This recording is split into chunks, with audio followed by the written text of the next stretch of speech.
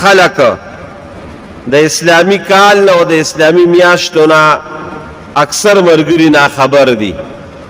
او کوم چې زمونږ رواج دی او ولوکې نه لوی نه د بوډا نه معلوم دی اکثر ته ناغه منګه د جنوري او فروری او مارچ او اپریل دغه میاشتې ورته معلومې ده وایي دا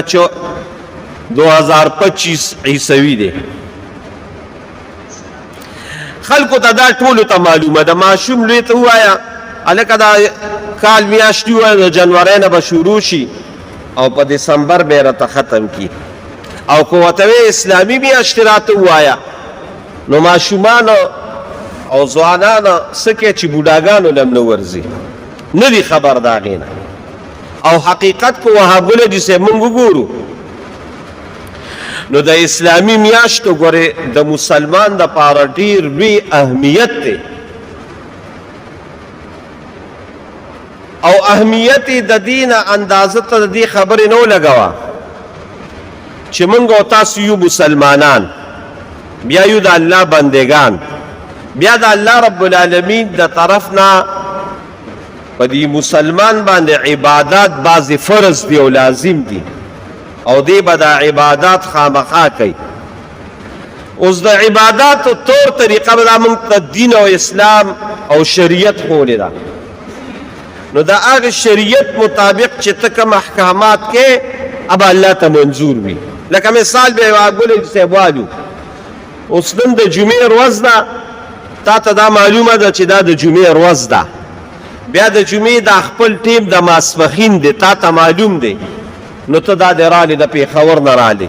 یا زموږ قاري صاحب دی محترم د پېښور نه رالل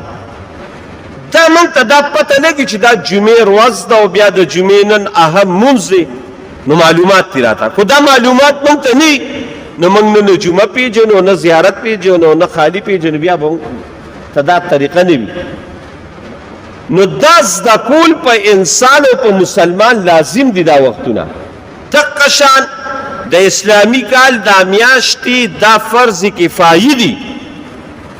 چې خلک به زده کوي کو زده یې نه کړل ګناهګار به وي ولې د هغې غټه وجه دا درونو چې دې اسلامي میاشتو سره زموږ عبادات مختص دي اوس خو ما ته دا پته نه لګي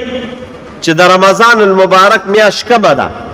زه شمیر نه کوم زه زده کړه نه کوم زه به د رمضان روجې څو نیسم چې دې ونیوي سخت ګناهګارې د اهم عبادت دی د روجې پرېښوده نو تا ته پته لګي چې دا د روجې میاشت ده چې رمضان المبارک ورته موږ وایو بیا ورپسې روجې پسې دا عید الفطر میاشت ده نو تا ته پته لګي چې دا عید الفطر لومبې تاریخ دی نو ته په هغې باندې لمونځ وکړې دقه شان د حج دپاره مخصوص ورځې دي چې هغه د اسلامي میاشتې سره مختص دي چې د ذوالحجې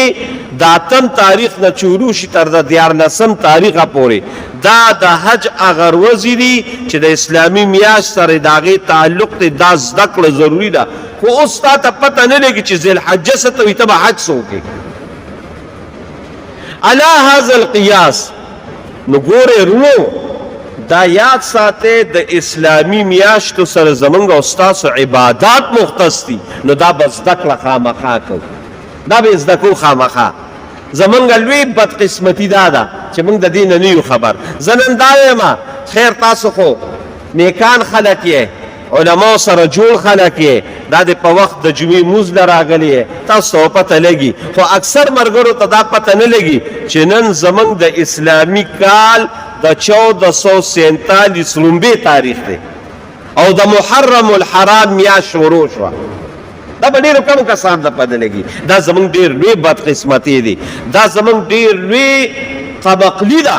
نو دا برونو خامخا زده کوئ د دې زده کړه دا په مسلمان باندې لازم ده